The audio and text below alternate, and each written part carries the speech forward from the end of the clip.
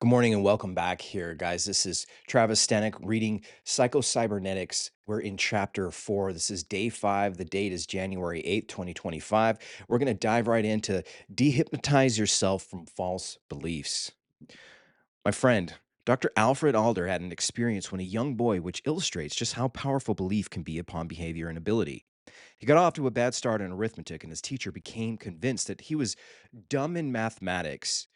This teacher then advised the parents of this fact and then told them not to expect too much of him. They were convinced that Alder passively accepted this evaluation that was placed upon him, and his grades in arithmetic proved that they'd been correct.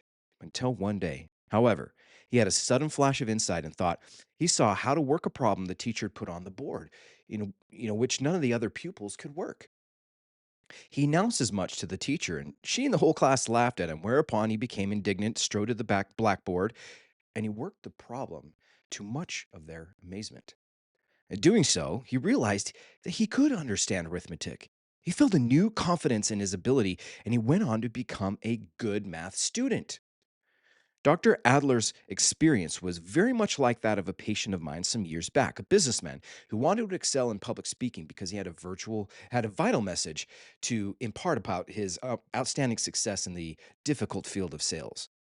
He had a good voice and an important topic, but he was unable to get up in front of the strangers and put his message over. What held him back was this belief that he couldn't make a good talk and that he would fail to impress his audience simply because he did not have an imposing appearance. He didn't look like a successful executive. This belief had burrowed so deeply into him that it threw up a roadblock every time that he stood up before a group of people and began to talk. He mistakenly concluded that if he would have an operation, if he would have an operation to improve his appearance, he would then gain the confidence that he needed. An operation, a surgery is what he's talking about. Sorry, threw me off for a second there. An operation might have done the trick and it might not. But my experience with the other patients had shown that physical change didn't always guarantee personality change. The solution in this man's case was found when he became convinced that his negative belief was preventing him from delivering the vital information that he had. He succeeded in replacing the negative belief with a positive belief that he had a message of extreme importance that he alone and he could deliver. But no matter what he looked like, it didn't matter. In due time, he was one of the most sought after speakers in the business world. The only change was in his belief and in his self image. Self image is everything we've been learning through this book so far. You know why? Self image is how you act, how you view yourself, how you actually carry yourself in this world. You will live up to those beliefs of your self image. Because if you don't, your negative votes towards a different self image, it's defeating. We make votes with our time, with our activity, with our money. We make votes towards the character of our self, towards uh, the reinforcement of our character, of our self-image. The reinforcement is those mental votes. We can't live up to any other standard. We have to act out according to our self-image and our belief. So you change that belief to get a different outcome. So if you want to raise your ceiling, you raise your floor. So if you're like, oh, my minimum standard is, $1,000 in my bank account savings, but I'm talking all this fancy garbage of like $50,000 months, $100,000 months, $1 million months, heck, even $1,000 months. But guess what? If your minimum standard isn't hundreds of thousands of dollars a month, you're never going to have a meal a month. You understand? The self-image itself is the guiding star. It's the subconscious command. The conscious mind, level 2. If I go, level 1 is my superconscious, level 2 is my conscious mind, and level 3 is my subconscious. And I'm just putting numbers. I'm not ranking them in a hierarchy, but I'm saying the conscious mind is the one that gives the directions to the subconscious mind, programs the self-image to do the automatic behaviors. The 95% of our thoughts from yesterday are in the subconscious mind, automatically carrying out and executing all the stuff, not just the bodily functions. We can't even fathom that amount of calculation that's required for that. But this book in previous chapters has described even just simpler calculations, like grabbing for a cigarette in the dark and putting it in your mouth and lighting the cigarette. Imagine all the computations that went into that, the calculation, the ball player catching his mitt and with a pop fly in the baseball field. Like, that's insane amount of calculations that are going on in the subconscious mind that are programmed from the conscious mind. The subconscious mind and the superconscious mind, they operate in the infinite nothingness, in the quantum field, in my belief system. The subconscious mind is tied to both the quantum and the Newtonian, our current present reality with time and space, with particles and matter. But it's also connected to the spiritual, the energy side of things. The energy is a wave. We're all just waves. All energy, all matter, everything is just waves of energy. But it's how fast those waves of energy are going. You accelerate a particle to the speed of light, and that's the point at which all this stuff breaks down and converts into the quantum field, the infinite possibility. The waves that are slowed down to the speed of light become particles. And those particles are what we experience as matter, as body. But it's all able to be programmed from the conscious mind, which is in the present moment. So the subconscious mind is both in the present moment and the all moments and all things in all times and all places. Now the superconscious mind is obviously tapped in to the infinite, the quantum, the all things, all time, all place, all things. It's not a physical thing. The super consciousness, your higher power, God, your intuition, your like little inner voices, whatever that stuff is your super consciousness. And we are programming our subconscious to what we're experiencing here. We tap into and we download and we access our superconscious. Our superconscious is helping us. Is basically combining the survival mechanism, the servo mechanism, the survival in the subconscious. It's where all this stuff comes from, is the superconscious. But some of us, many of us, maybe there are of us that can go our entire lives without really tapping into our superconsciousness, and we're basically living really not in any like a higher vibrational energy state, no spirituality, no intuition. We're living in the what, if you study chakras, there's seven chakras, and the body chakras, so to speak, of your core, your uh your sacrum, your core, and your solar plexus. These things are like your body. They're basically like sex, drugs, alcohol, I'm tired, like all these like mammalian need systems and all that stuff, while they're necessary, but that's where we live in our entire lives. We never tap in to start going from the heart chakra, throat chakra, this uh third eye chakra, and then the crown chakra, all these guys. When you're elevated emotion, there's everything is where the heart brain coherence comes into place, and you're starting to see things in your life manifesting like instantaneously, rather than me trying to push matter upon matter through time and space. This is going to take me 6 months to get this goal accomplished because I'm going to be working really hard and gritting. I'm living down in those like mammalian instincts of just like, man, I got to get up and push myself and push harder today. It's the 8th of January. I've been working out, a few days this week, and man, I fall off the bandwagon. What happens? I got to try really hard. But when you're actually living in this coherent state and your brain waves go from really high beta brain waves and start to slow down to the alpha level of Bane waves, brain waves. I'm making fun of myself for speaking incorrectly. But that's the state at which you can program your subconscious mind. It's the dreamlike state. When you're in the flow state, you lose track of time. You're like cleaning the house, or you're painting a picture, or you're doing something in your creative natural ability, and you lose track of time and space. You're in an alpha brainwave, potentially down into those lower theta and delta brainwave states. But those are really when you're like sleeping or meditating or those kinds of deals. But this is how we program our self-image, is by lowering our brain waves down from a beta to an alpha state level. And you can do that with simple, slow breathing. Is breathing in and breathing out really slow will trigger your vagal nerve. Your vagus nerve is basically the uh, the alarm. It's connected to the alarm system in the body. The parasympathetic nervous system is the alarm system in the body that tells it to slow down or fight or flight. And when you slow down, when you take a deep breath in And then you let a deep breath out over and over again. And if you close your eyes, it helps even better. If you look up to the right and you start flickering your eyes, there's something weird that also could happen and trigger as well too. But you're able to program your self-image, and your self-image is everything. It's the entire guidance system, our missile guidance system in life.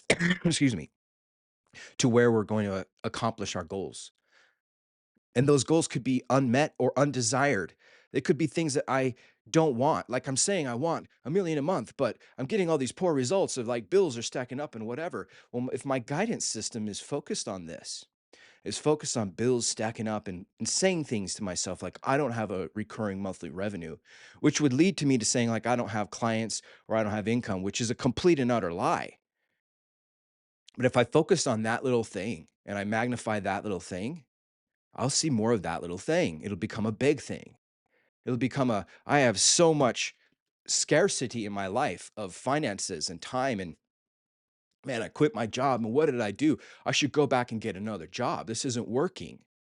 This isn't working because I would be magnifying this little thing into a big thing and it would grow. And my self image would believe in this stuff because I'm programming it in the subconscious.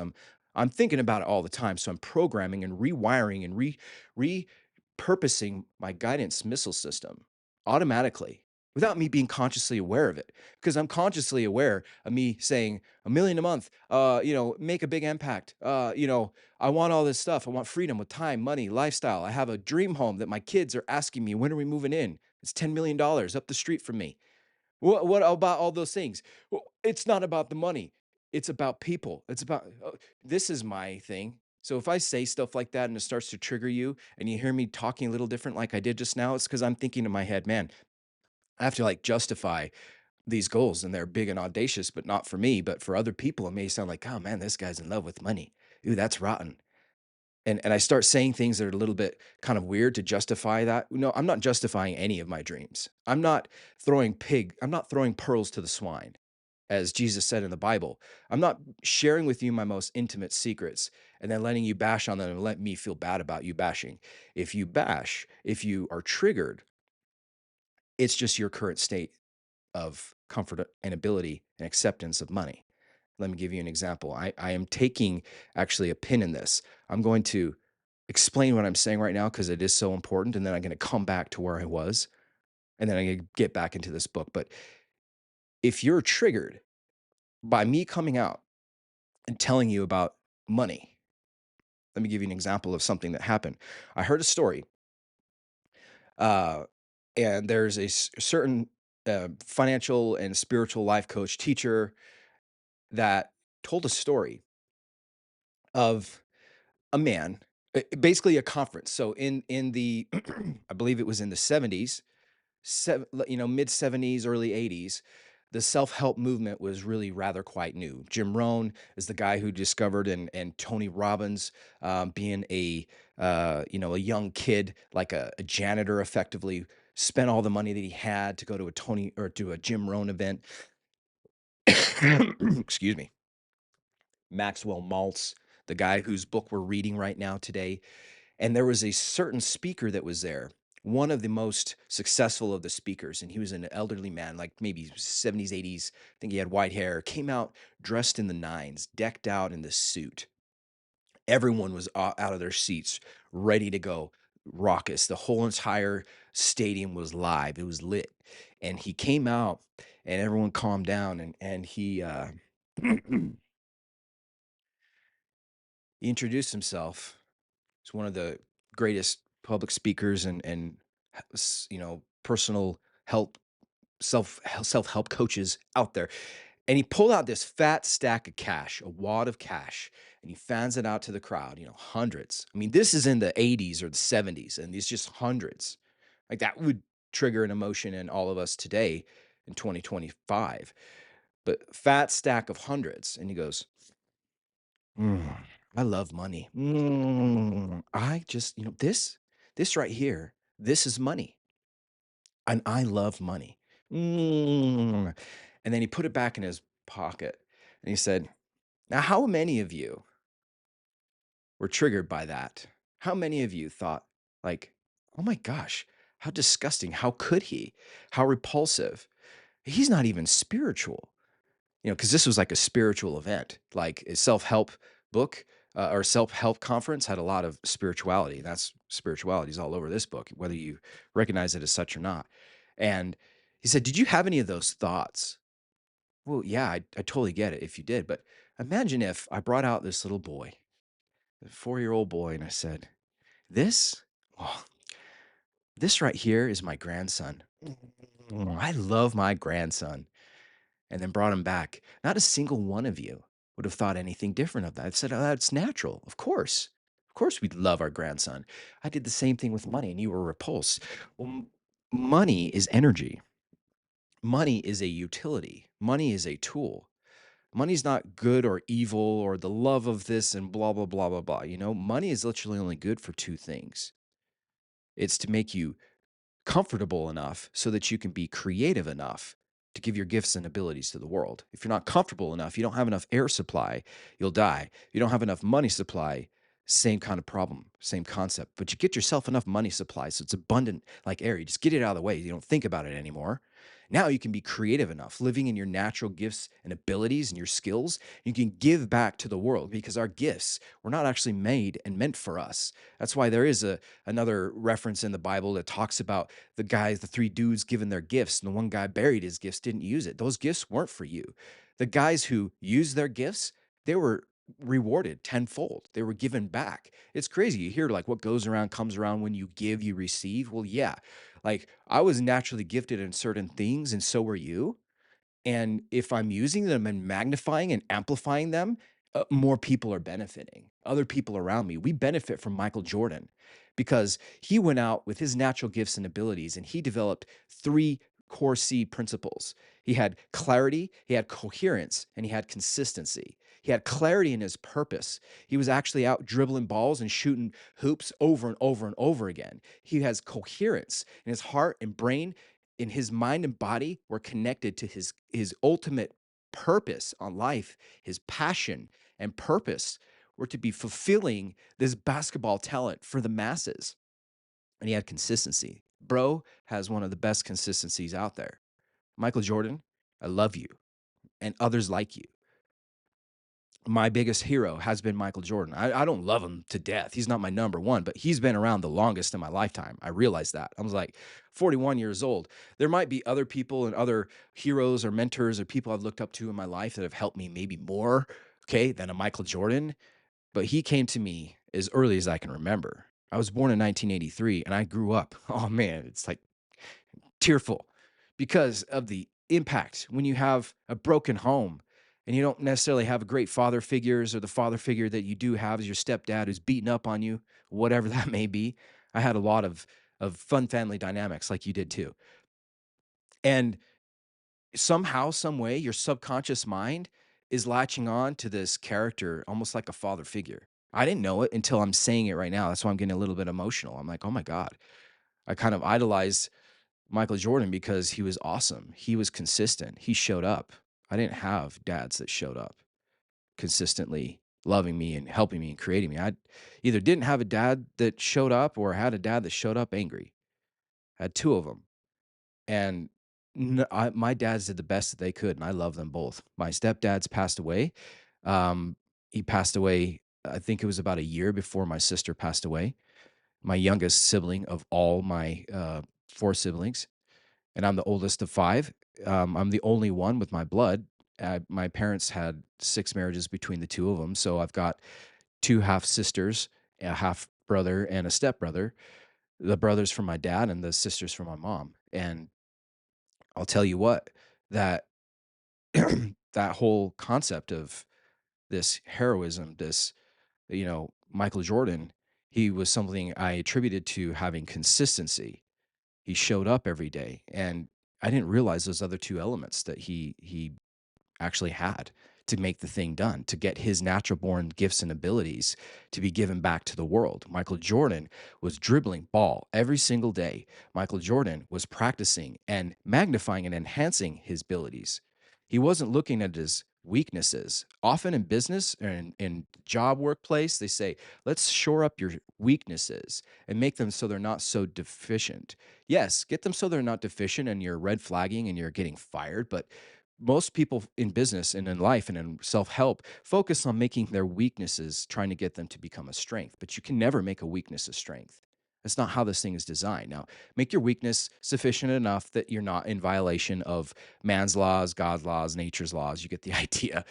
Be a good person. Don't get fired. Don't be a jerk to your wife and kids or whatever. If that's your deficiency, bring it up to normalcy, but focus on your strengths. John Maxwell is a amazing speaker that focuses on strengths. Maximize your strengths because those are your natural born gifts and abilities, your talents. Those strengths will become magnified and they're not for you, they are for the other people. So when you have this money, that massive tangent upon another tangent, okay, within another tangent, forgive me, guys. This is me freestyling here, reading a book. But when you have those ingredients, then you can match them up and give those gifts back to the world. And essentially, your current state, your current comfortability with money, it's an energy thing. Money is energy. So if me talking magnified about income claims and earnings and all that kind of stuff, it's because you're not welcoming money. So this spiritual leader said, like, so if you're triggered with this money stuff, me kissing money, but you're not triggered with the little boy, how do you think the money's going to come into your life? How do you think that money's going to be want to be invited? It's an energy thing. Your energy says, nope, stop the door, close the door, not welcome here. Okay. Kids and children welcome here, that kind of energy and love exchange. But money, no, I've labeled you as bad, wrong. That's only XYZ people can XYZ with money. Okay. Yet you're like barely able to survive. You're like grasping for air because you have no money. And you're like, where's my money? I need to make a side hustle. I need to do this. I want to be a millionaire, multimillionaire. But you like your energy state says, no, I don't. Because when money comes to your door and it says, here's money, you close it and you say, nope, nope, nope, I'm good. I'm good today. That system doesn't work for me. That's too hard for me. I'm too XYZ for that. No, no, no, no, no, no, no, no, no. You're a bad person. I'm putting a label on you because you're kissing money right now. But that person over there that loves their kids, oh, I can accept that person. But that person probably doesn't have money either. Because if they did have money, then they wouldn't be good. I wouldn't see them kissing their grandkids as like a good thing. I'd be look at them as evil. But then those people over there that are homeless on the street and they don't have any food in their mouth, well, I'm better than them, so I feel really sorry for them and I feel bad. That's the kind of bullcrap that often we're thinking. So catch yourself as I'm talking about that stuff. So the idea coming back to this whole point is your self-image. Your self-image itself is programmed by your conscious mind. And your subconscious mind is the guidance missile that's carrying out the self-image, and you can only act or rise to the level of your self-image. Can't do anything else. It's contradictory. The cognitive dissonance that I was talking about 15 minutes ago before my rant was about when you close your eyes and you say, I want to be a millionaire, and you open your eyes and you can barely make your rents. And you're like, oh man, I got to try harder, got a white knuckle approach. And then January 12th comes around and you're like, well, I'll just go back to struggling like I was before. Mostly it's subconscious, like unaware, unconscious struggling because I'm just numbing myself with Netflix and drugs and pornography and, fantasy football leagues and whatever else that we all numb ourselves with. We all do it, myself included. From time to time, we binge out and chill with some ice cream with, Netflix. But when it becomes an addiction, is when it controls you and it's not beneficial to you and you're doing more of that than the things that are producing the beneficial results in your life and others. That's when it becomes a problem. It's all about getting out of balance at that point. Life is really good in nature is great example of equilibrium. We're a blue pale dot hanging in this really fast moving solar system that we live in this amazing galaxy and universe. And the fact that the planets aren't colliding or we're not like screeching fast into a near death halt into the sun, it's amazing. Nature loves equilibrium and balance. But when you get out of balance, when you get out of whack, that's when it gets to be a problem. So, a lot of nuggets here today because I went off on a massive tangent and realizing that there's so much gold in this book. The self image itself is how you act. You want to change your self image. The alchemy of self is one that's changing your self image to being that of something that you desire and want. You want a six figure, seven figure, eight figure, nine figure, 10 figure mindset. It requires a change of self image and mindset. Most people are like, I just want the X figure lifestyle. I want to have the lifestyle without doing the actual life. Another way of saying that is like, I'd love to have the result. John Maxwell said that someone came up to him and said, hey, I want to do what you do. And he goes, hey, would you want to do what I did to get what I do, to be able to do what I do? Not a lot of people wanted to do what I did. John Maxwell, I think he spent like 25 to 40 years building the thing that he is today. And not a lot of people want to do the thing. Now, I'm not saying do the hard work. I'm not saying this is a hard, gritty work thing. I'm saying it changes a self image. That's the thing. That's the life. That's the doing the thing that I have to do to get the result of the thing that I have, that you want, that I want, that they want, that those people that came to John Maxwell wanted. So it's changing your self image. The alchemy of self is changing your self image so that you can become and get different results. You can become a different person and get different results. The results that you do want. This alchemy of self happens unconsciously as well. And it's taking us down that direction and that path that we don't want to be. I want to be a millionaire. I'm going to close my eyes. I want to be a millionaire. And I open my eyes and I'm like, wait, if this takes work and this seems like it's too hard for me, I'm not going to do it. So that I tell myself I'm subconsciously making mental votes towards my self image of a person who is not a millionaire or never will be a millionaire. It just feels a longing in my heart and desire. It's like, oh, that's that long dream, maybe one day, but I don't know if I'll ever get there. Like total self image of self defeating behavior of someone who's defeated, doesn't believe in themselves. I've been there. I was that person. If you're listening to this, you aren't that person. No one is that person, but you specifically are taking a step in your direction and your pursuit of happiness and changing your self image all over again. It may not be there yet. You may be like me from time to time, or often, many times, you may be always thinking this way of the self defeating behaviors. And that's why you're listening to this. You're helping yourself by learning something new. Together, you and I, we're like reading this book together so we can learn something new and maybe apply an experiment, like a trial run, to see if I change the way I think and follow the instructions in this book, actually as outlined, will I see different results? Will something change? So that's you. You are incredible and you're amazing. That's why you're listening to this. But don't beat yourself up because of it. Give yourself grace. We are humans, after all, having an experience together. And it's a bit messy right now. I'm not sure it'll be messy forever. I don't think humans are going to struggle forever. We're on the verge of technology discovery that the next generations are going to be looking at the problems and struggles that we deal with today and see, like, oh my God, how did they ever do that? How did they ever like not automatically live for the rest of forever? Well, they had disease and sickness and died. That sounds ridiculous to us today to say that word, but 100 years ago, they didn't have antibiotics. They didn't have antiseptics. People didn't wash their hands when they delivered babies. The mortality rate of infants being born was like massive. Once they've discovered they just washed their hands and started delivering children, you know that people started living? Isn't that crazy? Yeah. The whole disease, the I think it was like the bacteria theory, something like this. I can't remember right off the top of my head, but that discovery changed everything. And now here we are on the verge of new things being changed and discovered. And this whole struggle is a human experience. And we have that. Just give yourself grace, but realize you're here to change your self-image. You're here to change your self-image by reading and listening to this book together. And you're going to see massive results in your life. Promise you. I don't make promises or guarantees, but we actually do the work here. And the work is not like a hard thing either. It's like giving yourself grace, closing your eyes, taking a few breaths in and out. That's what started this tangent altogether. Was breathing deep and out. In and out brings you to an alpha state of mind that you can program your subconscious. And the first activity in chapter 3 was the exercise was to close your eyes and imagine rehearsing the desired experience with emotion, the movie theater of the mind. Now, those are my words, my notes. It wasn't actually written there. I wrote those notes in 2021, it looked like.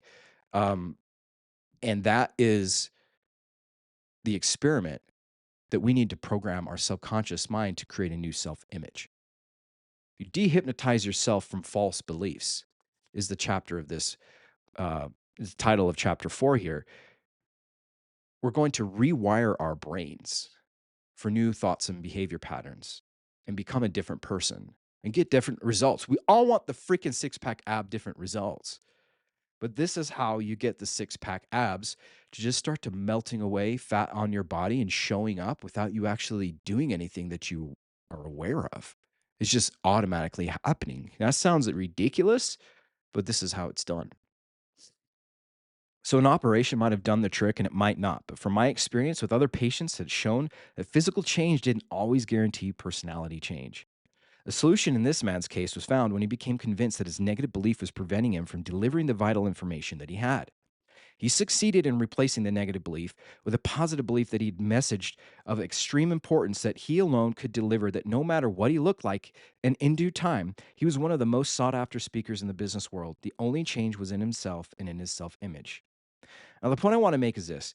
Adler had been hypnotized by a false belief about himself, not figuratively, but literally and actually hypnotized.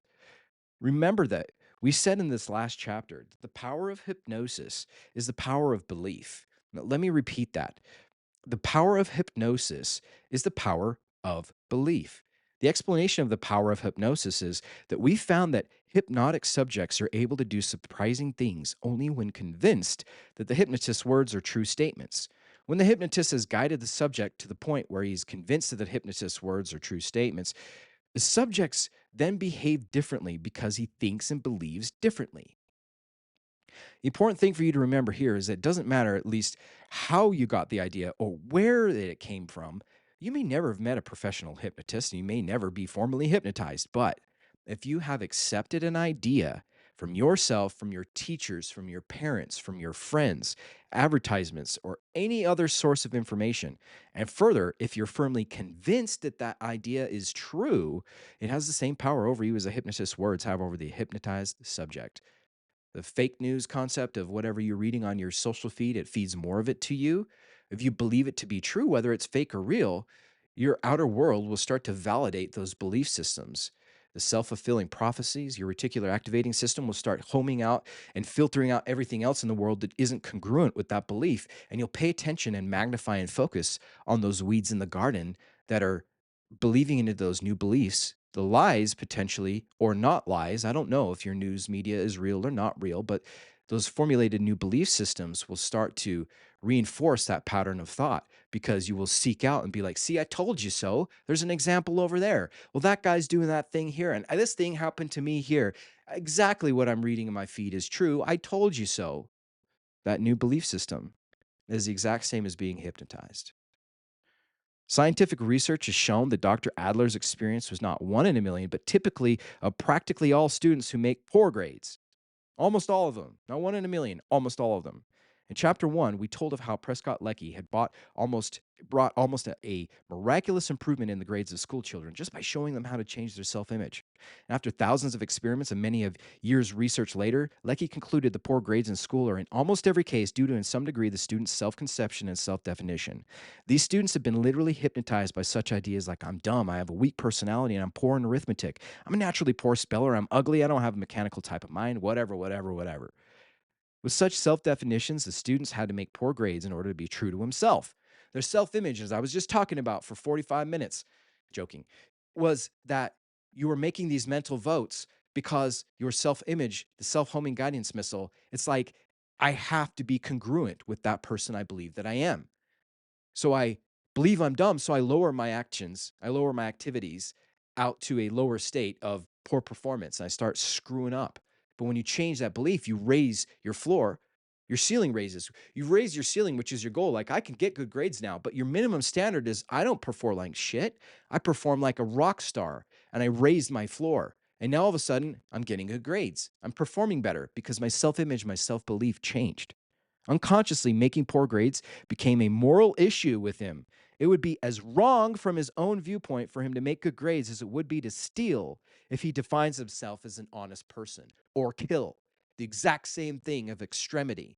It sounds extreme, but it isn't to the subconscious mind. It's binary, zeros and ones, on and off, is or is not.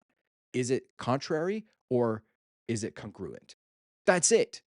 If it's congruent, I do it. There's no feedback loops in the positive feedback loop system because you're on track. If it's if it's contrary, it's negative. It's giving me negative feedback loops and bam, bounce back off, get back on track, go over here. You cannot act contrary to your self-image. Case of the hypnotized salesman.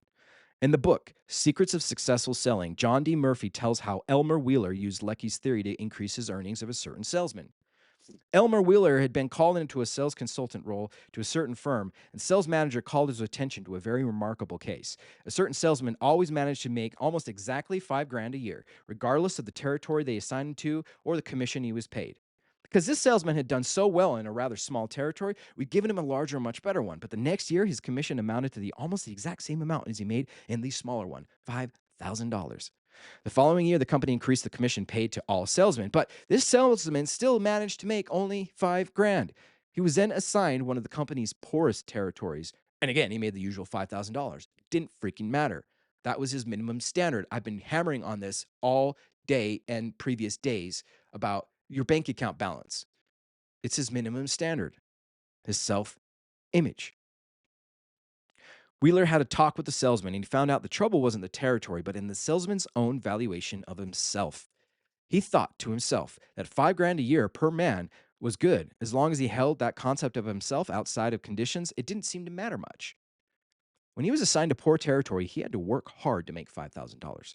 But when he was assigned to good territory, he found all sorts of excuses to coast. When the 5,000 was in sight, once the goal had been reached, he got sick and he was unable to work anymore that year. And although doctors couldn't find anything wrong with him, he miraculously recovered by the first of the next year. How a false belief aged a man 20 years. In the previous book, Maxwell Maltz's Adventures in Staying Young, I gave a detailed case history of how Mr. Russell aged 20 years almost overnight because of a false idea, then regained his youth almost as quickly when he accepted the truth. Briefly, the story is this. I performed a cosmetic operation on Mr. Russell's lower lip for a very modest fee under the condition that he must tell his girlfriend that the operation had cost him his entire life savings. Now, this girlfriend, she had no objection to spending his money on her, but she insisted that she loved him, but explained that she couldn't ever marry him because of his too large lower lip. However, when he told her this and proudly exhibited his new lower lip, her reaction was just as if I had expected, but not as Mr. Russell had anticipated. She became hysterically angry. She called him a fool for having spent all of his money, advised him in no uncertain terms that she'd never loved him and never would, and she'd merely played him for a sucker as long as he had money to spend on her. However, she went further than I'd counted on in her anger and disgust and also announced that she was placing a voodoo curse upon him. Both Mr. Russell and his girlfriend had been born on an island in the West Indies where voodoo was practiced by the ignorant and the superstitious. His family had been a rather well to do, but his background was one of the culture and he was a college graduate. Yet, when the heat of anger, his girlfriend cursed him, he felt vaguely uncomfortable, but he didn't want to think too much of it. However, he remembered and wondered when a short time later that he felt a strange, small, hard bump on this inside of his lip. A friend who knew of the voodoo curse insisted that he see a Dr. Smith, who promptly assured him that the bump inside his mouth was feared African bug. It would slowly eat away all the vitality and strength, and Mr. Russell began to worry and look for signs of waning strength. It wasn't long until finding them, he lost his appetite and his ability to sleep. I learned all this from Mr. Russell when he returned to my office several weeks after I dismissed him. My nurse didn't recognize him, and no wonder the Mr. Russell who had first called upon me had a very impressive individual, slightly too large lip and all, but he stood about 6'4", a large man with a physique and an athlete, and the bearing and manner that bespoke of an inner dignity and gave him a magnetic personality. You know, the very pores of his skin seemed to exude an animal-like vitality. The Mr. Russell, who now sat across the desk from me, he aged at least 20 years older. His hands shook with terror of age. You know, his eyes and cheeks were sunken. He'd lost maybe 30 pounds, and the change in his appearance were all characteristic of the process which medical science, for want of a better name, calls aging. After a quick examination of his mouth, I reassured Mr. Russell that I could get rid of the African bug in less than 30 minutes, which I did. The bump which had caused all the trouble was merely a small bit of scar tissue from his operation. I removed it, I held it in my hand, I showed it to him, and the important thing is that he saw the truth and he believed it. Yeah, man, he gave a sigh of relief, and it seemed as if there was an almost immediate change in his posture and expression. Several weeks later, I received a nice letter from Mr. Russell, together with a photograph of him and his new bride. He'd gone back to his home, married his childhood sweetheart. The man in the picture was the first Mr. Russell. The Mr. Russell was grown young again overnight. A false belief aged him 20 years. The truth had not only set him free of fear and restored his confidence, but had actually reversed the aging process. Look up Brian Johnson. Look up Netflix's Don't Die documentary. This guy from Utah, where I am from, is trying to find out how to prevent us from aging. Amazing. This guy in this book in 1940 did it, aged himself, and then reversed the age process again just by thinking. If you could seen Mr. Russell, if you could have seen Mr. Russell, as I did, both before and after, you would never again entertain any doubts about the power of belief or that an idea accepted as true from any source can be every bit as powerful as hypnosis. That's huge. Next, is everyone hypnotized? It's no exaggeration to say that every human being is hypnotized to some extent, either by ideas he's uncritically accepted from others, or ideas that he's repeated to himself or convinced himself are true. These negative ideas have exactly the same effect upon our behavior as the negative ideas implanted into the mind of a hypnotized subject by a professional hypnotist. Now, have you ever seen a demonstration of honest to goodness hypnosis? If not, let me describe to you just a few of the more simple phenomena which result from the hypnotist's suggestion. The hypnotist tells a football player that his hand is stuck to the table and that he cannot lift it. It's not a question of the football player not trying, he simply cannot. He strains and he struggles until the muscles of his arm and shoulder stand out like cords, but his hand remains fully rooted on the table.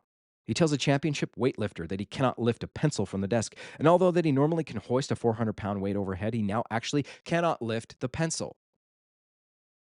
Strangely enough, in the above instances, hypnosis doesn't weaken the athletes. They're potentially as strong as ever. But without realizing it consciously, they're working against themselves. On the one hand, they try to lift their hand or the pencil by voluntary effort and actually contract the proper lifting muscles. But on the other hand, the idea you cannot do it causes contrary muscles to contract quite apart from their will. The negative idea causes them to defeat themselves, and they cannot express or bring into play their actual available strength. Crazy. The gripping strength of a third athlete has been tested on a dynamometer and has been found to be 100 pounds. All of his effort and straining cannot budge the needle beyond the 100-pound mark, but now he's hypnotized and told you are very, very strong, stronger than you've ever been in your life, much, much stronger. You are surprised at how strong you are. Again, the gripping strength of his hand is tested, and this time he easily pulls the needle to the 125-pound mark.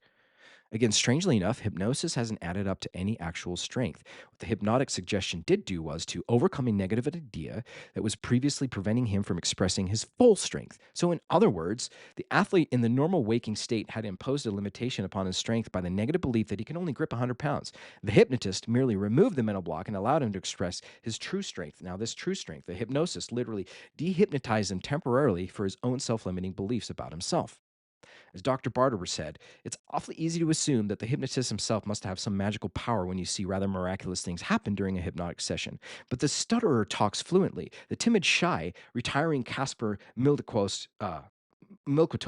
becomes outgoing and poised and makes a stirring speech. Another individual who is not especially good in adding figures with a pencil and paper, when they awake, multiple multiplies two 3-digit figures all in his head. All this happens apparently merely because the hypnotist tells him that they can follow the instructions and then go ahead and do it. To onlookers, the hypnotist's words has a magical power such that it's not the case. The power, however, is the basic ability to do these things with inherent within the subjects at all the time. Even before that they met the hypnotist, these people had it within them already.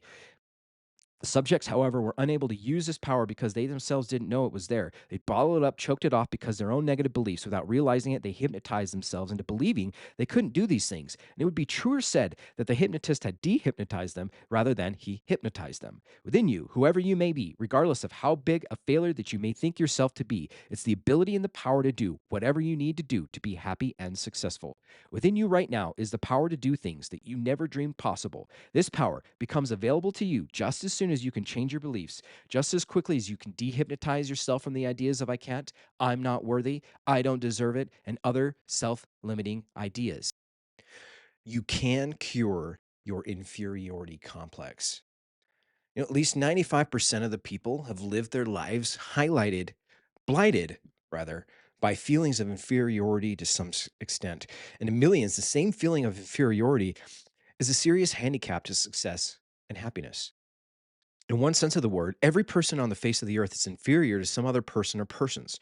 I know that I can't live, I know that I can't lift as much weight as Paul Anderson, throw a 16-pound shot as far as Perry O'Brien, or dance as well as Arthur Murray, but I know this, but it doesn't induce feelings of inferiority within me and blight in my life simply because I don't compare myself unfavorably with them. And I feel that I'm no good merely because I can't do certain things like that as skillfully or as well as they do. And I also know that in certain areas, every person I meet, from the newsboy on the corner to the president of the bank, is superior to me in certain aspects. But neither can any of these people repair a scarred face or do any number of the things that I do well. And I'm sure they don't feel inferior because of it either. Feelings of inferiority originate not so much from facts or experiences, but our conclusions regarding facts and our evaluation of experiences. That's it, guys. That's it. For example, the fact is that I'm an inferior weightlifter and an inferior dancer. This doesn't, however, make me feel an inferior person, but Paul Anderson's and Arthur Murray's inability to perform surgery make them inferior surgeons, but not inferior persons. That's ridiculous, right? The jazz player doesn't give a crap that he's not a plastic surgeon.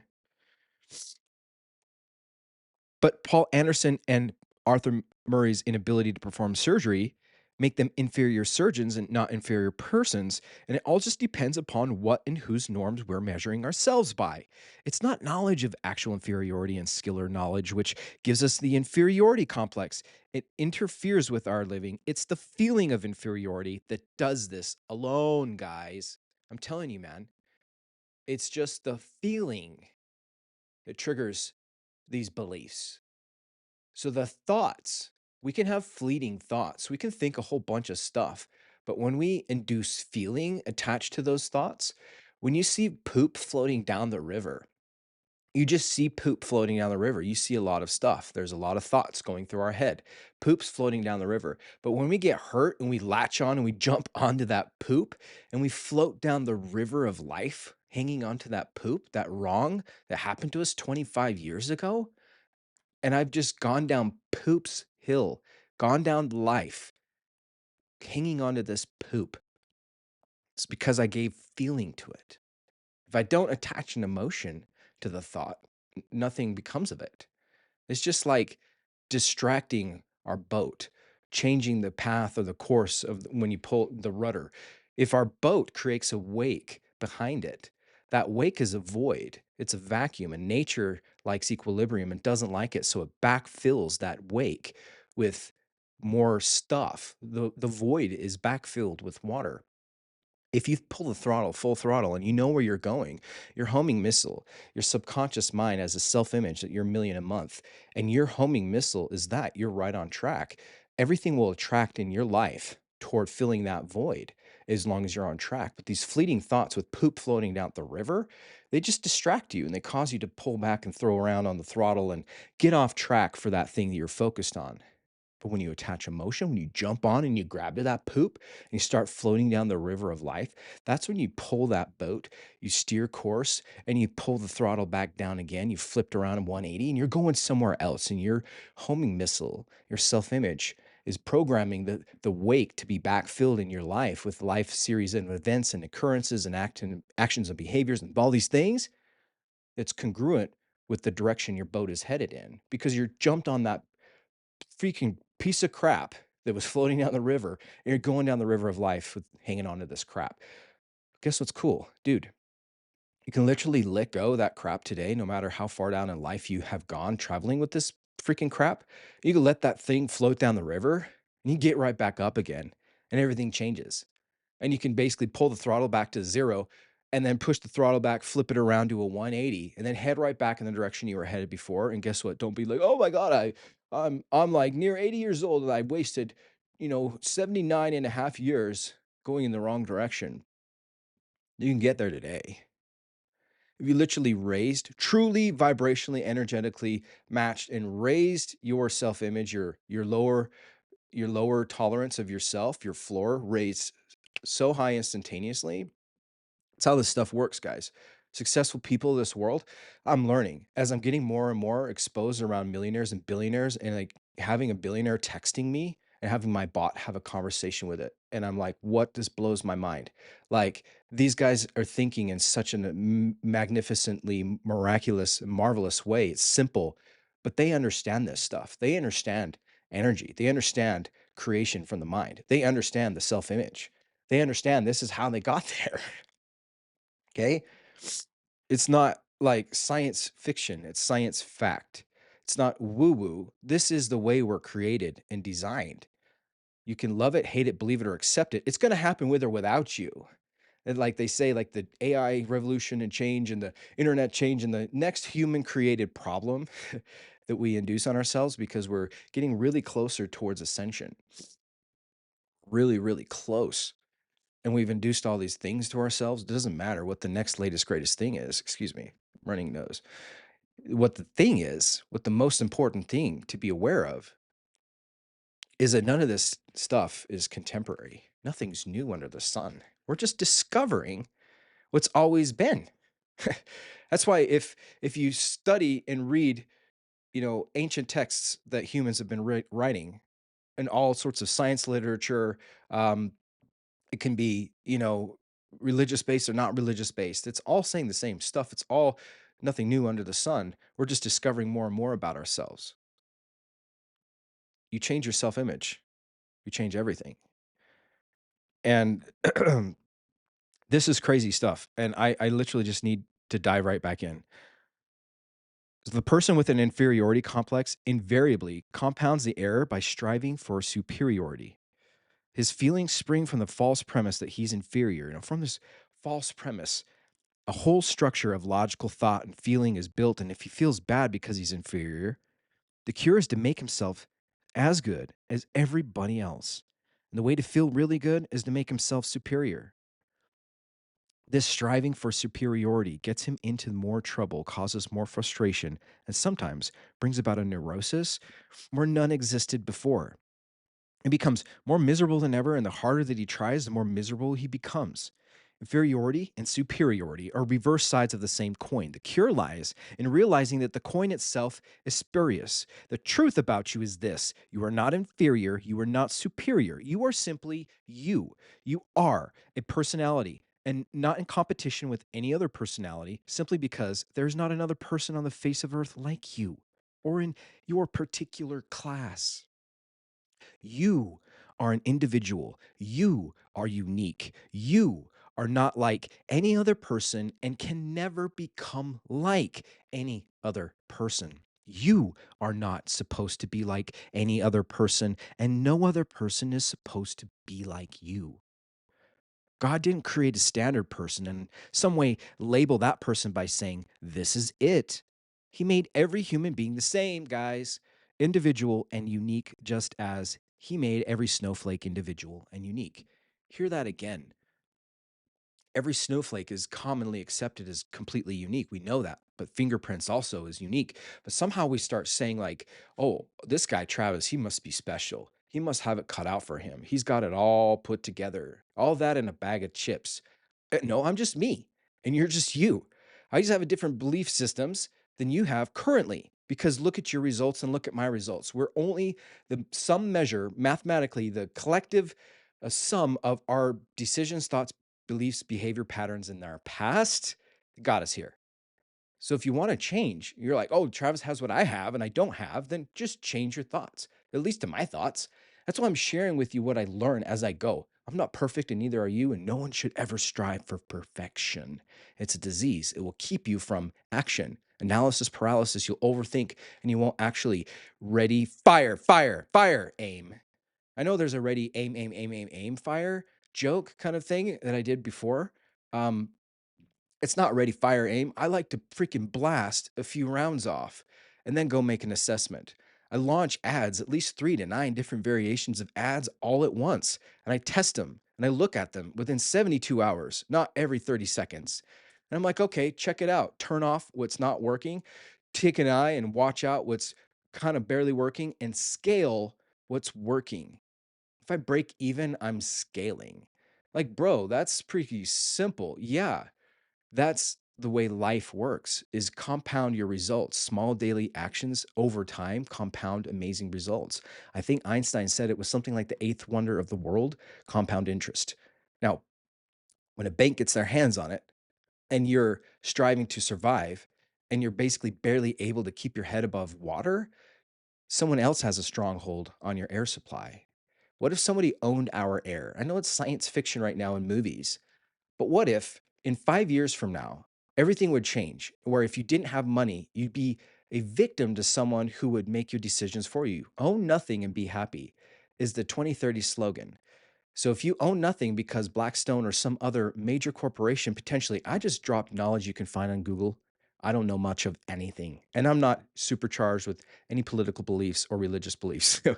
I am loving and just giving you information and facts that became new to me in my knowledge system in the last 12 hours. But if there was a force that owned everything and you'd rented from it, now it sounds great. Own nothing and be happy. Like the boomers and the younger people, dude, why would you want to own when you can rent? That's the smart way to go. You have a lot of more freedom lifestyle, location lifestyle. Rent your house. This is going to become a renter's market in the United States, much like it's been in other parts of the world, like Singapore, the UK. I'm not sure about parts about, Sydney, Australia for sure. My wife's cousin being from there. There's a lot of places in the world that have not had the American dream with a white picket fence and the mortgage, the death grip, the mort gauge. Break that word down in Latin. It's a death grip on your life. And I'm not saying that mortgages are bad, but if I were having the knowledge I had today, and when I was 20 years old, my grandma calls me up from Discover Card call center on my break and says, "Congratulations, you approved for a loan."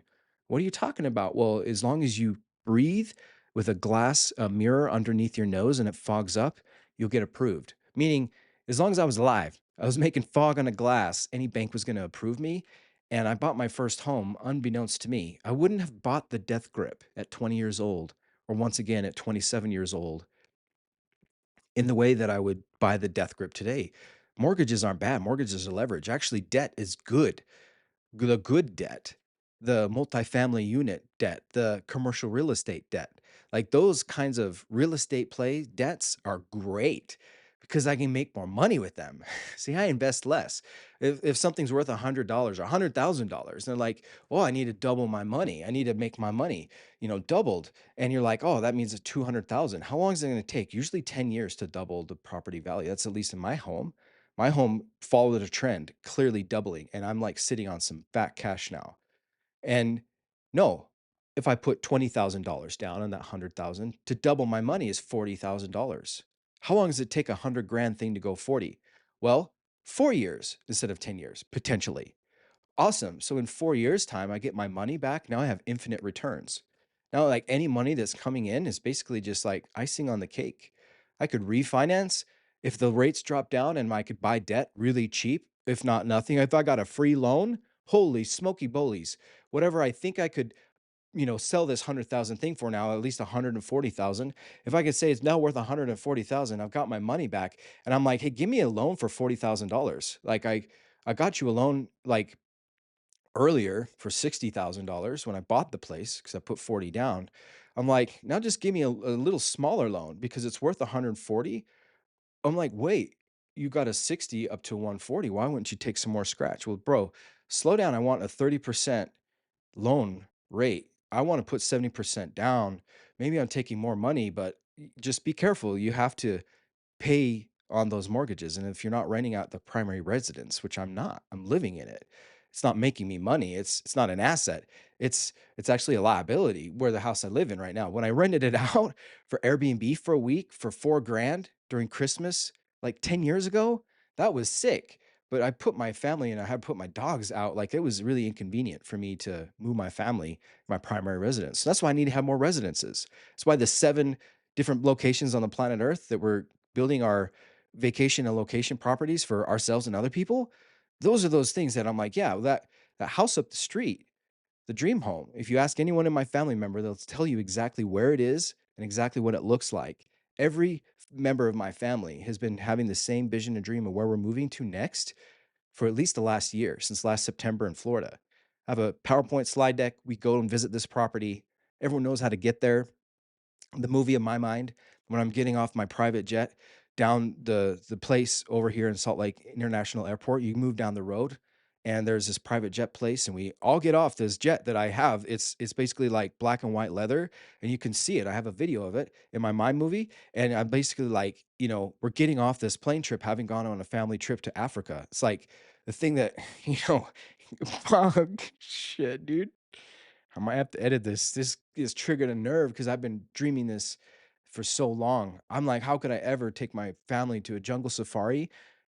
6 stars, six class, first class, like S class. It's not A class, it's S class. You like that's gonna cost me so much money. You know what costs me more than just money? Quality of life decisions. It's not cost of life. If my family were killed, because I spent $10,000 to take my family to a African safari, excuse me, that would cost me more than the money I think I saved. So I thought, well, how am I ever gonna be able to afford that lifestyle? This isn't just a mind movie, guys. I'm just having a thought experiment when I close my eyes and I follow what this book said yesterday. Excuse me, I need to drink some water. I was told in this book to close my eyes, okay? And when I close my eyes, I literally see this My movie playing out where my family is unloading from our private jet into the lobby of the airport, and my kids go grab the snacks. They've got this little, little espresso coffee making machine deal. They're clicking buttons. They've got these baskets full of like, what did they have? They had, like gummy snacks and pretzels and like like airplane food type snacks. They have them in the lobby of this little private airport near Salt Lake International that my kids just go dashing. They're grabbing all this crap. They're loading up, and then my wife's EV90, the electric vehicle Audi, the SUV. We've got one a year ago. We put in all the specs to have it built for my wife. It's the craziest thing I thought I had ever done. It was like buying a car before I even had a need or money for it. And I was like, don't worry, babe. By the time it is, our business is paying for it. And it is. It's the craziest thing ever. Like, it hasn't yet been delivered to us, but it's the first time I've ever built a car. And they don't even have these cars on the street yet, in the market yet. And we built it and we got the key. It's a credit card. It was badass. They gave us this like leather um, like key holder. It was like a keychain, key ring with like a credit card to like, welcome to your new car key. Like, here's your car key. Like, that's pretty dope. And so I see our car as completely designed. Like we've seen the real one in real life, and we tried to get in. My little son Emmett was like trying to like get in the. He called it the transformer car, or yeah, I think he's called a transformer car. And like they like yelled at me. They're like, "Bro, dude, this isn't a real working car. Like, we made this dummy model just to like show you what it's kind of gonna look like, but don't have them like click all these buttons and lift the hatch and do all this crap." Because I'm like an engineer, dude. I'm like also a motor oil junkie. Like I built my own Supra from like the stock Supra, souped it up, and was building 1,000 horsepower Supra before I sold it in 6 years ago. I literally love this thing. I'm like cracking open it and they're like, "Bro, this isn't real." They haven't even made this car yet. And we just thought about it. We imagined it. And my kids are loading up into this car. And my kids are getting out of the, carrying all these snacks with them into our car. And then we hook around the corner and we drive around the I-215 and we're driving home and we're like sharing our post trip story victories. Like we always do this. My wife does this with us. I love it. This the most favorite time ever is like digesting the whole trip and saying like, what was your favorite part? What were you grateful for? Like what was super fun? Like the stories that we're going to be telling people, like what did you do? Where'd you go? You're going to wrap these things up and bottle them up. For Emmett, it's the haunted mansion ride. Okay. He loves the freaking haunted mansion. After he got off, he's like, "Dad, can we go 5 more times?" And it was like 8:30 at night before we finally got on this ride. So we didn't have to wait like an hour. We got the fast track. Like this felt like we were on the cheat code here in Florida. And I'm like, "Bro, we don't have 9 hours, okay, to ride this 5 more times." Like, imagine if I had the cash flow to just, like, shut down the Disney park or give me direct walk-up access, loop-de-loop, not shut the park down necessarily. Like, that's a little audacious. I don't need it just for my family. I mean, if I brought all the freedom fighters, all you guys with me, yeah, we would shut the whole damn park down, like Amway does for their corporation. They try to shut Disney down, and I don't know if they could afford or could get it done, but they were going to, like, Universal Studios, and they rent the whole park out for the day for their Amway group. Like, that's pretty dope. Like the freedom fighters, you guys who are actually like stepping up, choosing themselves first and their family and making a difference in the world by taking control of their finances, taking the bull by the horns and basically walking this path. So you guys are the freedom fighters. And this is what's going on is when I'm driving around 215, we're sharing these stories and we get to our um get to the exit and we get to the exit, and I know that we're heading north, so I can actually see ourselves like getting off the ramp. 215 is 6200 south in Salt Lake City, and we're heading north to on the west side of the road. The left side is our gated house, our home. It's not a community, it's our own private gate on the road. And then, we open the gate, we go down the road and across the bridge, and the bridge is Creek Crossing Lane. And that's where we live on.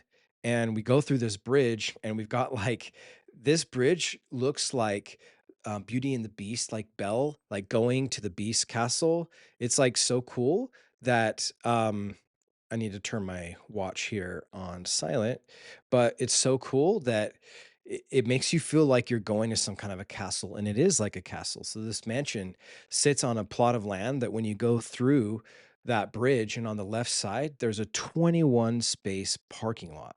Crazy. Now, I'm actually not positive if it's 21 slots and it's owned by this lot, this property, if it's, you know, I'm Google mapping this part. It wasn't in any of their sales materials advertising a freaking parking lot next to your house. But of course, you need a parking lot because I'm going to be able to have 21 cars worth a 10,000. No, it's more than 10,000 square feet, but it's a mansion. It's absurd. It's $10 million, excuse me. But as far as the size of this thing, it's irrelevant to me. What I'm excited about is in my mind movie is hooking to the right. And when I hook to the right, and that's when I go around, you have this, this looped circle driveway, of course. Like you go to the right, and then you'll be able to loop around, pop out, go to the front door, then loop around, and then come back down that creek crossing lane and go over that bridge. But what you drive up to is this like 4 car wide, massive 8 car, this monster sized garage. And I open it up, and as I roll it up, I've got my choice of my cars. I've got the red and black Ferrari. We've got the orange Toyota Supra, and believe I also have an orange P3 McLaren. Like that's always been there. And then some flavor of a highlighter yellow Lamborghini. Um, all of these vehicles are like just like the cars that I like, and just for whatever reason, those amount enough are enough, and this is in my mind map and my mind movie, and I drop my kids off, they rush out of the car and head downstairs. So we have an elevator in the garage in this house, and then they've got a spiral staircase that goes from the top floor all the way down to the bottom floor, where they run into, there's a theater room on one side, and then there's basically like this, massive, like, game rooming area with, like, a massive TV and a couch and, like, video games and, like, racing games and, like, because 'cause we've got our arcade coming this week, guys. This is what's so exciting. In February, I put in an order for Christian to buy him an arcade machine. I was putting profits from my last, dental agency from, a year ago, like 2023. In December, I made 30K a month in 90 days. I was buying Daisy, like, rings, and Charlotte, took her to just barely we spent the 10 grand to take her to Taylor Swift concert in Miami, and I spent basically 10 grand on my son to buy him a, uh, arcade machine that's really sick. And this house has the arcade machines, the 2 racing cabs side by side instead of nose to nose in this current house. We don't have enough space in this beautiful, monstrous house I live in now. They need to move it out to the dream home, and then we've got, the skee ball and the air hockey and pool table and the basketball hoop games. Like, all these games in here with all this space, Christian runs to the games, hops on, and, his Fortnite game, and Charlotte runs over to the couch and flips open the big screen TV with their TikTok. And honestly, not that I love, like, she's on TikTok, it's not me, like, imagining that necessarily. This is more realistic to me. This is kind of what they do now, and I'm playing this through, and then I choose the car. I choose the red Ferrari, and I said, "Come on, babe, let's go for a ride." And she chooses to come with me, and we tell our kids, "Hey, guys, go ahead and play. We're gonna go run up the canyon on a quick 15, 20-minute drive. When we come back, you need to get ready because we're gonna have our welcome home party tonight." So, like, we've got catering coming in right now. I've got help and service. They're setting up everything because I'm literally imagining we went to Africa, I'm coming back, and we're gonna have a soiree. We're gonna have like a welcome home party, but it's not about us. It's about us sharing, just, community and communion with people. And we're gonna throw a freaking shindig. And our kids are like having fun and unwinding after the, kind of the private jet ride home and car ride home. They're just chilling out. And I'm going for a quick drive in the Ferrari and hop in the car, fire it up, and I can hear it, and then I roll out, and then we drive down the road there, um, and then we've got basically us rolling around, hooking right, now going southbound up to the freeway entrance, and now going up and around 215 headed eastbound, and we get off on the 39th South exit and pop block north to 3800 and hook a right up the canyon, and we drive up Mill Creek Canyon, that which where we got married was at Log Haven. It's a, 10-15 minute roll up a canyon, beautiful. We let her rip, first, second, third gear, fourth gear, that thing's flying, and we slow it down and just kind of take it easy, and then get to the top. I kiss her, we turn around, we just kind of like see the valley as is and just express gratitude, like, "Hey, babe, like, doesn't it just feel amazing? Like, all of our goals have been accomplished." And we're just looking at each other. It's like, "Yeah, it's amazing." And then we pop back down the hill, we rip it down, kind of downshifting all the way down, kind of uh, just cruising, not going fast down the canyon, and then we come back to our kids. We're like, "Hey, kids," I turn, get off the freeway, heading north now, and I'm hooking left, and the gate's opening up, and I'm going down the driveway, and I can smell it. It's just kind of like a, like a summer smell, and because we went in the summer, and it would be this summer, but you're hearing me that I'm smelling the fresh cut lawn because we've got a manicured lawn that I didn't touch. By the way, I haven't actually touched my lawn or plowed snow for the last 14 years. In the home that I live in, the HOA that I live in, this mini mansion, it's a starter mansion. It's not a mansion, but it's been called as such by a home builder. And I would say that this is, that home builder, by the way, is my first mentor. So very significant impact there that that person said. lucky enough to have not had to shovel snow and grass, but I'm smelling it. The sensation in my mind movie in this closing my eyes for 30 minutes, I can smell that grass as I'm headed up and over that bumpy uh um driveway, so to speak. It's a long driveway that up and over a bridge. And as we come up and we tell our kids get out of the car, kind of like crouching down a little bit lower as the door gets out, like, I mean, it's a Ferrari after all. And I'm getting over here and I said, um, kids, it's time to get ready. We have our pool party tonight. And they go, guys, let's just swim one last time. And I'm like, all right, let's do it. So we go outside and we all get ready for our swim. And this has got uh, a laundry machine outside in the outdoor pool. So we've got an indoor like mini pool, like a giant circular hot tub next to a sauna and a steam room. And so you've got like a hot and dry kind of sauna effects going on there. You've got a shower. You've got like this is all indoor and it's pretty sick and it runs through in my mind movie. I literally have video footage that I stare at while I'm in an alpha brain state after I've meditated for 19 minutes and I've got heart brain coherence. I literally have these goggles on and I program this movie. And this is the craziest thing ever is I built this movie in November of 2022. I went to Joe Dispenza's conference in I think it was around April or May or so of 2022. It was over in Denver, Colorado.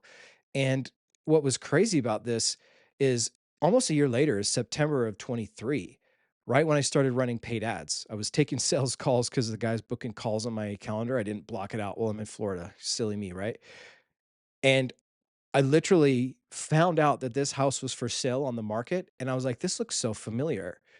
And it turns out it's the exact same, like, I got aerial footage. It was from like a drone, and they were a real estate agent, like, they pay a lot of money, and they take aerial shots, and I was basically taking, video shots of this, the Salt Lake Valley, the canyon by Big Cottonwood Canyon, the mouth of that.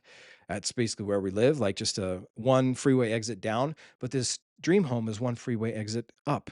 It's the exact freeway exit as the exit you would take to go to the ski resorts if you were coming to Salt Lake City, Utah, and wanting to ski not Park City, but you wanted to ski in Big Cottonwood or Little Cottonwood Canyon here in Salt Lake Valley, which has got Snowbird, Alta, Brighton, and the other one right below Brighton. I never go there.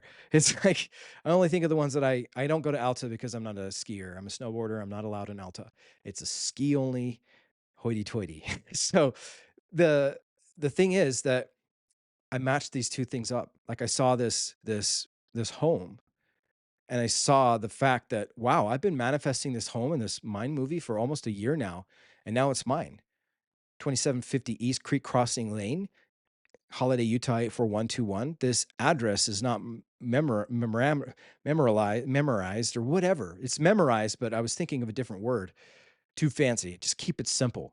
It's not etched in my mind. It's etched in all of my family's minds because they believe it. They actually see the vehicle. Before it was like a job guy making thousands a month. I was like, well, yeah, I have big dreams. I have a really tall ceiling. I'd like a mansion, but my floor was thousands of dollars a month. And I literally could not understand how the heck could I have a dream home and a mansion? I don't even see people around me making more than thousands of dollars a month for what? 18 years, including any other side hustles I was after. People were only making as much as I was, thousands of dollars a month. Talking about big fancy lifestyle, but never actually having it, I was so much cognitive dissonance, man. It was really tough. I beat myself up for it, and it was never me that was at fault. We all are pure. We're creators. I just believed. I chose to believe. That was the faulting. Really? Like, nothing was wrong, and I learned everything in these 18 years, even beyond that. Before the 6 years while I was in high school, I was doing call centers, inbound and outbound. I was cold calling outbound when I was 16 years old, and I was the top salesman, never dropped below top 2. And then all of a sudden, like 6 years down the road, I went from AT&T long distance, rivaling with MCI back when we charged, 25 cents a minute and I was selling 5 cents a minute like hotcakes with a $4.95 monthly fee to make long distance calls within the United States. That's crazy. Inbound calls with or outbound calls within your state, inbound, okay? I'm saying inbound, but um, if I'm in the state of Utah, it would cost me more money than when I was calling the special long distance out of state of Utah for 5 cents a minute.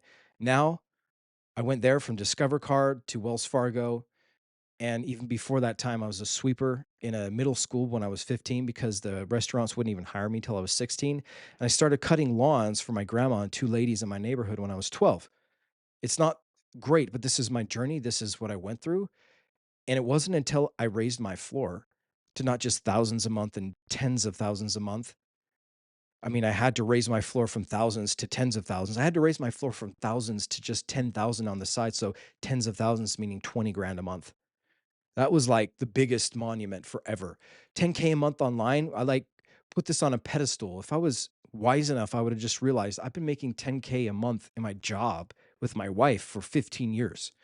What's my problem? Can I not get this thing done? So 3 years ago, when I was 15 years into my job, I'm now 18 years out of it.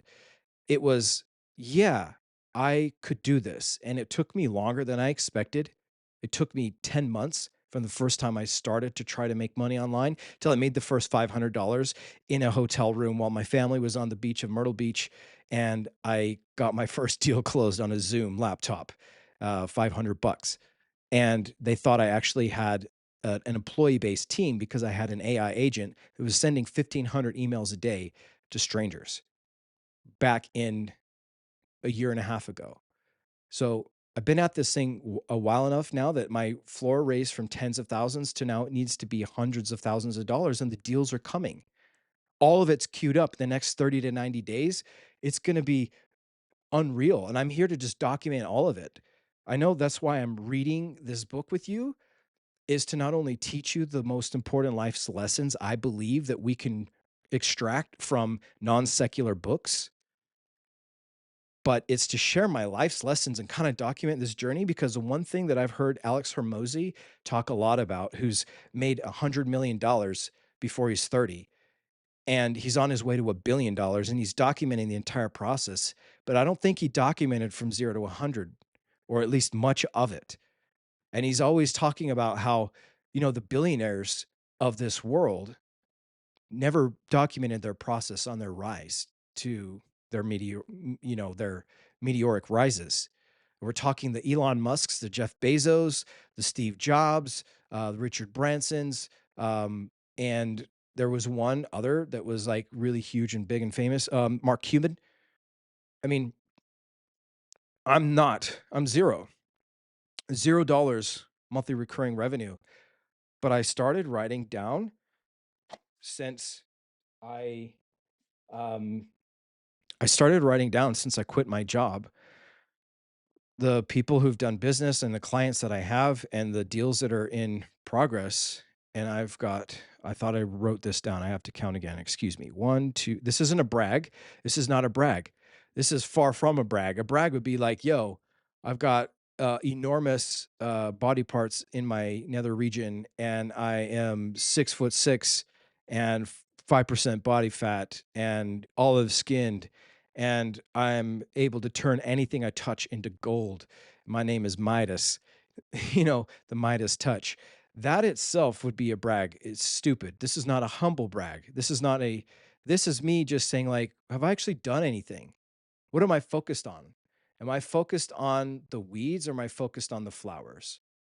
I'm focusing on the flowers because I'm like not paying attention to the monthly recurring revenue, which all that is, guys, when you have a job, is it's stable and predictable earned income. It's not passive. See, monthly recurring revenue in the job land is never going to be passive. If I stopped working, I'd stopped earning. Something happened to me, it's gone. Now, monthly recurring revenue in building your own business from the beginning, again, is very similar, but it's a lot more passive. It's semi passive. You work a lot in the beginning, but you don't work per hour. You don't work per unit input. You work per value provided. If it takes me 5 minutes because I'm an amazing programmer and I've got 3 years of experience to set this crap up and I can make tens of thousands of dollars, amazing. I chill for the rest of the month. But if it took me 3 weeks to get it started and launched and back and forth with the client and figure out what the hell's going on and get invoices and get contracts signed and get automations built and to get ads built and to bit, all this blah, blah, blah, blah, blahs. That's still fine because I got a week off where I get to chill. 3 weeks of work for 4 weeks of payment. In any case, it's different in this type of a business model. And it's just depending on how you want to build it, how you want to scale to, if you want to step back and not have to do anything and it becomes completely passive and you can actually grow it and sell it for multiples, whatever it may be. It doesn't really matter. But what does matter is this. I literally just imagined this dream home coming to be. And almost a year later, 10 months later, I just found it out to be for sale. And I watched the price go from this price down to this price, and then it was off the market. And I'm not a realtor, and I haven't asked a realtor who my grandma's a realtor, and I have lots of realtor friends and serve a realtor market now with AI voice and chatbot automations. And if you want to learn more, just join my exclusive community at school.com/, the corporate escape artist. I'll glad to point you in the right direction. I have 3 product opportunities of done for you, done with you, and do it yourself. But I would never know how much that house was worth. It was in the middle, $10 million. And that's what I plan to just do is just walk up, knock on the door, and provide the opportunity and say, I'm going to buy your house for me. Would you like 10 million in cash? I don't know. Who knows? But a mil a month, to me, it doesn't take very long until I've got a lot of capital rolling around that excess. And this is a business write off an expense because this is the 7 world wonders. And that is the first of the 7 is to have a dream home vacation property that's either accessible to all or just for my family in 7 locations of the world. And this came to me again, another vision dream, if you will, maybe call it what it is, a year or 2 years ago now in the summertime. And Salt Lake City was the first one. Orange County, Dana Point is the second one. And Hawaii is the third one. Those are the only ones stateside. The remainder 4 are all overseas. So Phuket, Thailand, Italy, specifically Tuscany, Italy. Um, we could talk about the city if it's potentially San Gimignano, Italy. I don't want to give you out too many details. Paris, France, Barcelona, Spain. And those are the 7. Barcelona, Paris, Tuscany, Phuket, Hawaii, Southern California, which I pray to God that the Los Angeles and Palisades counties, where all of the Malibu homes have been burning down, my heart is out to you. And I recorded a podcast this morning with my partner, Brandon, and I'm going to be posting that on the YouTube channel here later as well, because thank God, at least my family and his family who live in California were not affected, but they were um, impacted yesterday and today. Today's Wednesday, January 8th, 2025, of the raging, roaring, f- you know, wildfires are just wild that they're all locally centralized and they're scorching down mega mansions. Um, excuse me. The article that I read, the the ad creative was Tom Hanks and his wife on the red carpet. And the headline was something to the effect of, like celebrities are evacuating their homes, wildfires on the rampage. Some crazy stuff, dudes. I also heard the people as far down as San Diego, La Jolla, those guys are fine. Thank God as well. So I'm out here 2 states away in Salt Lake City, Utah, and I've never in my life, in the 41 years I've been alive, where my family's lived in Southern California my entire life. My grandma and aunt, my aunt lived there before I was born. My grandma moved out when I was in ninth grade in '99, and my mom's lived there. My sisters lived there. My uncle's been there.